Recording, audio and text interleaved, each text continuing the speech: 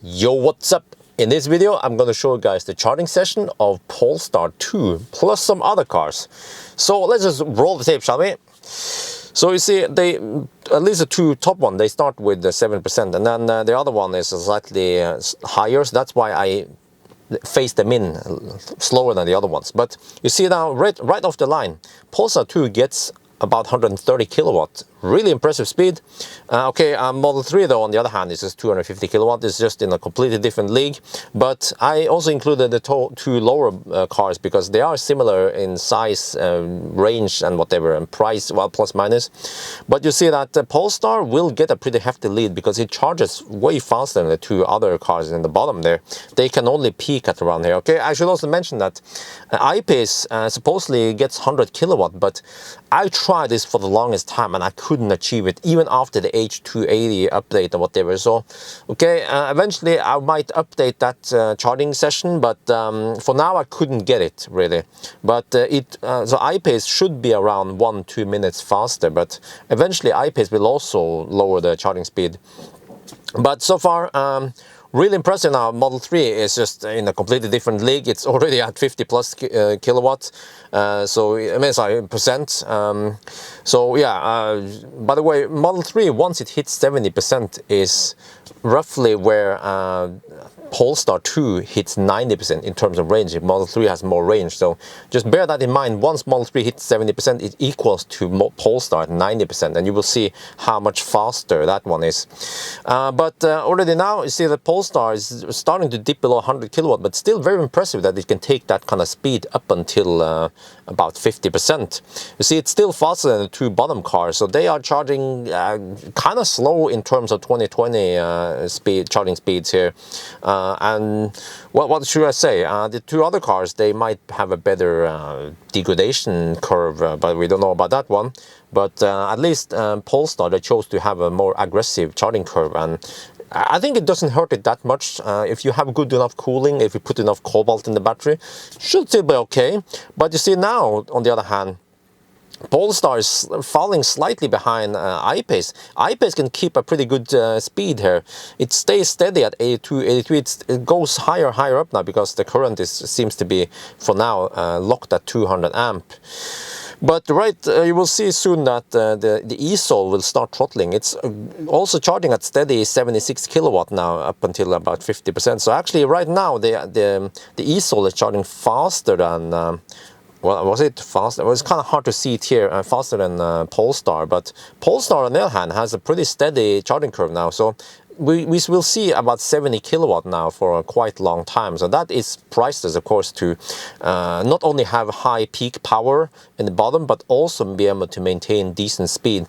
But again, okay, as for Model 3, it's just way past there. So, you know, most of the time you don't have to charge to 90%. If you use a trip planner will recommend you to charge to maybe 70%, and then it will tell you to, yeah, you can go now to the next one. You have plenty of supercharger. 70% is actually quite a lot of range. You can drive 300 kilometers or something.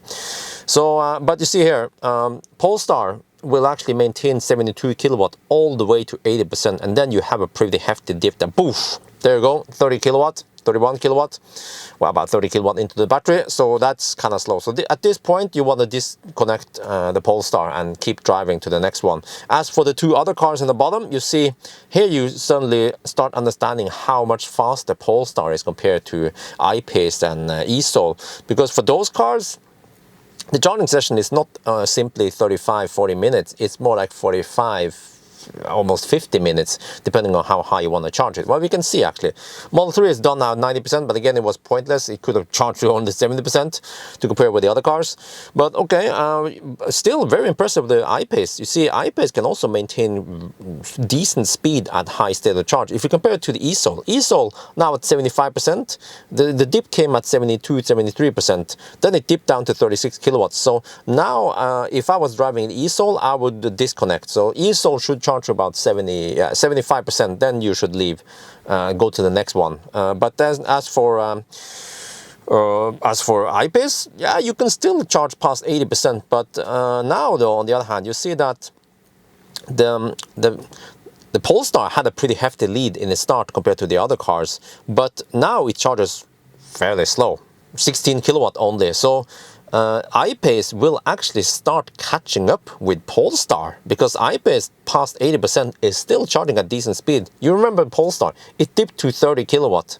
You see here, I-Pace can still maintain 47 kilowatt. So of course, if you have to travel far between chargers, then I-Pace still has an okay edge. But as for e-Sol though, past 80%, bam! Yeah, just like Polestar almost, it goes pretty slow. But this is the nature of lithium batteries, that you can't push it too hard past. Usually the magic number is around 80%. Most car manufacturers don't want to go crazy high.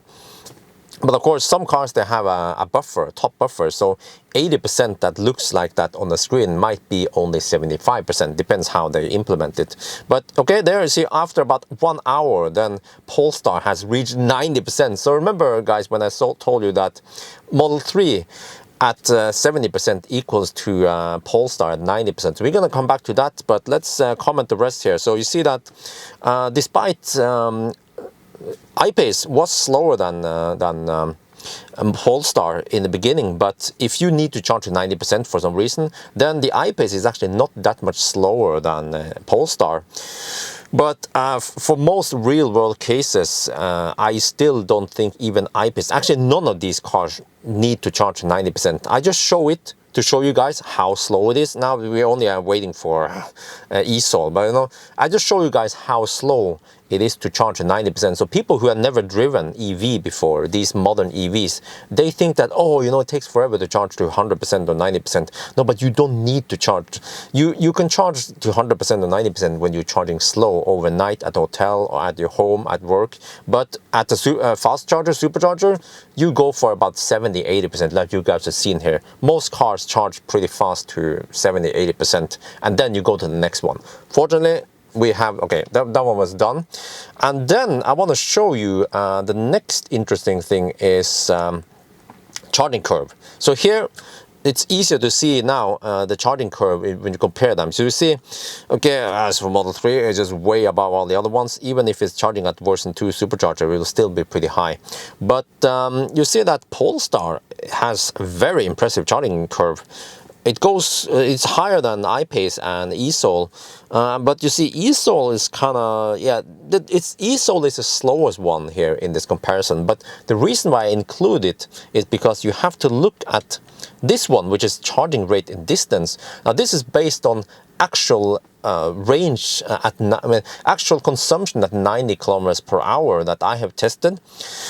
And then I took that one and divided by the kilowatt, and then you get kilometers per hour. And you see there now that suddenly that because I-Pace is more, well, is less efficient than e-Sol, then e-Sol practically has better charging speed up until a certain point, then I-Pace overtakes it. So in a straight up race between I-Pace and e-Sol, I think they should be neck on neck.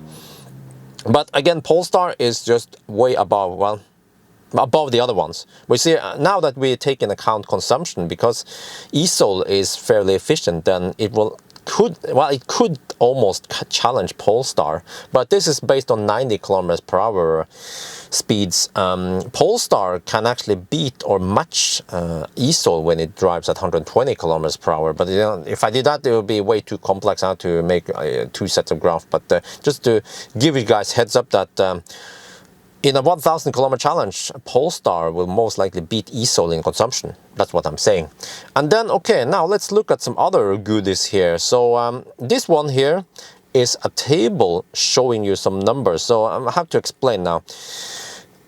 This one basically says that after a certain amount of minutes, over here we add kilometers. This is actually not range. So when you see it, I actually did a calculation based on that. We start with 10% to make it fair, and then you add kilometers. And you see that after 5 minutes, a Model 3 can add 140 kilometers, whereas the other cars here, they add way less. So you might be wondering, is this really correct? Did you miscalculate? Well, I had to recalculate to double check several times, and it is actually true that after 5 minutes, Model 3 gains the same range as these other cars need 20 minutes. Yeah.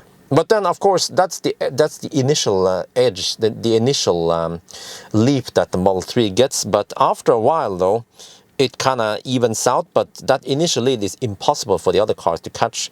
But if you look closer here, that okay, from 0 to 5 it adds 140 kilometers, and then it adds another 100. If you look at the delta, you know, the delta between these two cells, delta is 100 now, and then it's about 70, and then about 55, and then here the delta is only 30 and 30 and 30. So you see that there's like a magic breakpoint at after 20 minutes you should disconnect, and I think that was around 70-75% for the Tesla. And as for Polestar, you can also see there that it has a pretty hefty leap here. Plus for the delta is 48, this is around 60, and then here we have 40, and then 30. Yeah, but it's kind of flattens out a little bit. But as of Polestar, like you saw in the charging screen, it pays off to charge to about 80%, or well, it depends how much of a rush you are in, maybe even 60-70%, but most people will probably charge about 80%, which will, well, this one doesn't show it, but it will take about 40 minutes to reach 80% or 35, I don't remember exactly.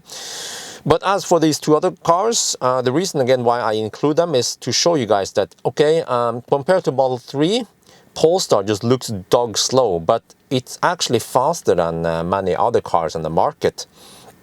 So I don't know if these numbers make any sense to you guys, but also this next table here might show you something different, that, you know, if you want to add a given distance, and most people when they stop, they usually they don't want to stop and just add 100 kilometers. That doesn't make sense, you know. So you probably want to add about 300 kilometers, and then this one is a better comparison to see that for a Tesla you need about 15-20 minutes stop, and then you're good to go. Whereas these other cars, you probably, well, how far you want to charge? Well, if you look here again, if you look at delta, which is very useful to see that the delta to go these different levels here is not that great, but there's a big leap here from 300 and 350. So you don't want to go to 350 kilometers in most of these cars. So you see the sweet spot for the other cars is around here, whereas sweet spot for Tesla is around here-ish. So this also means that a typical charging stop for Tesla would be 15-20 minutes, whereas the other ones would be about half an hour, 45 minutes roughly. And then the last thing I want to show you is that if you look at Google, well, if you look at the 1,000 kilometer challenge, because okay, I mentioned, okay, I don't have, why don't you have I-Pace? I haven't tested it, but EQC should be similar to I-Pace. And then I have Kona here, which is similar to eSoul again, but it was done in winter. But you see that Kona did it in 11 hours winter. EQC did it in about, Kona was 11 and a half. And then Model 3, well, this is performance. So I have actually not tried the long range with the wheel caps, because it would be more efficient, and it wasn't even version 3. So actually I suspect that Model 3 performance on pure version 3 supercharger will do it in less than 10 hours.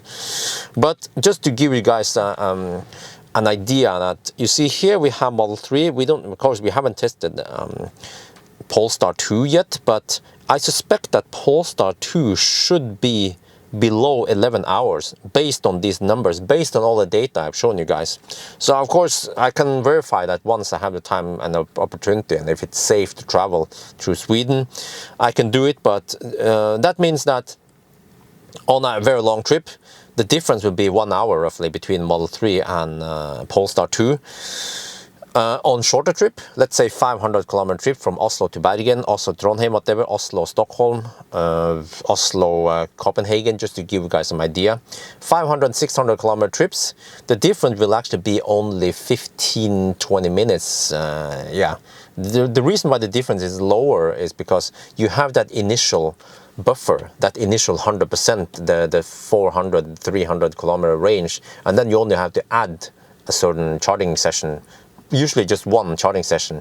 So again, based on earlier numbers, you see that the difference then is about 20 minutes. So overall though, I think that the Polestar is a decent car for long trips. That 130 kilowatt charging speed is helping a lot, and also the range is not the best, but it's still okay. So it can still, you can how to put this, you can still travel long distances without being cumbersome. I mean, think about this. People with Kona and people with I-Pace, the underdogs here, they still went on vacation and they are not complaining.